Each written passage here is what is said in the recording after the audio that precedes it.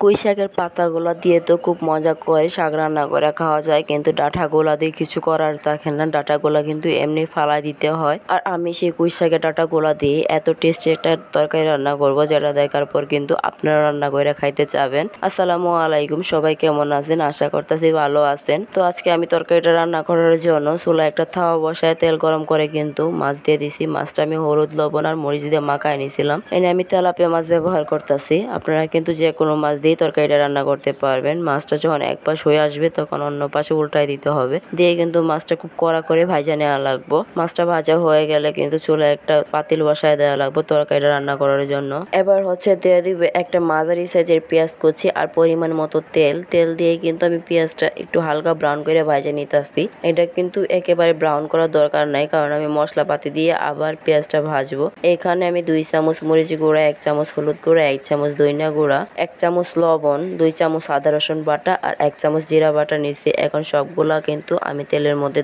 দিব। দিয়ে প্রায় 1 মিনিট আমি তেলের মধ্যে ভাজা নিতেছি। তেলের মধ্যে সব মশলা ভাজলে কিন্তু মশলার যে কাঁচা গন্ধটা থাকে সেইটা উইটা যায় আর খাইতে কিন্তু খুব ভালো লাগে। আপনাদের রান্না মজা করার প্রথম টিপস হচ্ছে মশলাগুলা তেলের মধ্যে ভাজবেন।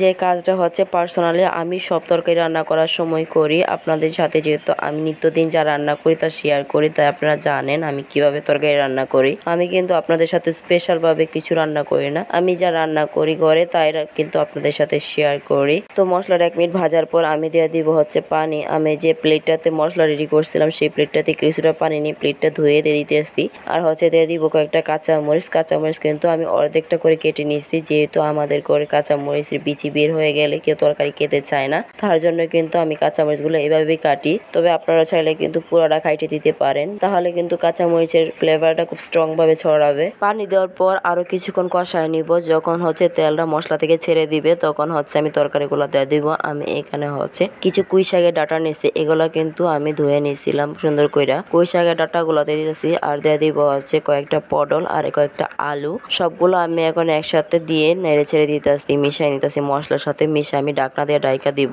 আর 5 থেকে 6 মিনিট পর কিন্তু ঢাকনাটা তুইলে আবার নাড়া ছেড়ে দেওয়া লাগবে। তা না হলে কিন্তু তরকারিটা এক পাশ দিয়ে হয়ে যাবে, আরেক পাশ দিয়ে কিন্তু সেদ্ধ হবে না। তখন কিন্তু তরকারিটা রান্না শেষে দেখা যাবে তরকারিগুলো গলে গেছে। তো এইভাবে কিন্তু আমি পুঁই শাকের ডাঁটা, পটল আর আলু কিছুক্ষণ কষায় নিয়েছি। প্রায় 20 মিনিট কষানোর পর আমি এরকম যে ঝুরি বেগুনগুলো আছে এই বেগুনগুলো দিয়ে দিচ্ছি। এই বেগুনগুলো কিন্তু এতটুকু লম্বাই ছিল, আমি মাঝখানে খাটি নাই, শুধু জাস্ট 4 ভাগ করে দিয়ে দিচ্ছি। বেগুন দিয়েও আমি আরো 10 মিনিট কষায় নিতে আসি। 10 মিনিট কষানোর পর আমি দিয়ে দিব পানি। আমি এখানে প্রায় 2 গ্লাসের মতো পানি দিতেছি। তবে আপনাদের তরকারি কতটুকু সিদ্ধ হয়েছে বা পাতিলের সাইজ কেমন সেই অনুযায়ী কিন্তু পানি দিতে হবে। পানি দিয়ে আমি ঢাকনা দিয়ে ঢাকা দিতে আসি। তো যখন তরকারিতে একটা বলক আসবে তখন দিয়ে দিব মাছগুলা। তো মাছগুলা দিয়েও আমি একটু নাড়া চাড়ে মিশাই নিতে আসি। নিয়ে আবার ঢাকনা দিয়ে ঢাকা আধা ঘন্টা রান্না করব। আধা ঘন্টা রান্না করার পর দেখেন যখন এমন হইব তখন কিন্তু তরকারিটা নামা নিতে হইব।